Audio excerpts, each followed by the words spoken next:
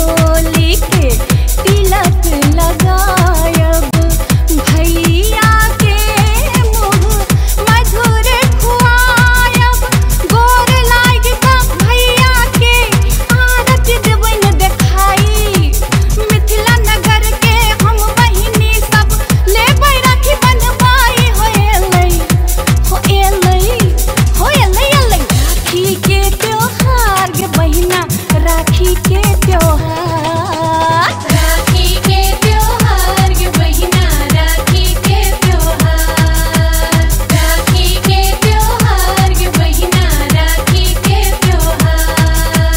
राखी के त्योहार के महीना, राखी के त्योहार।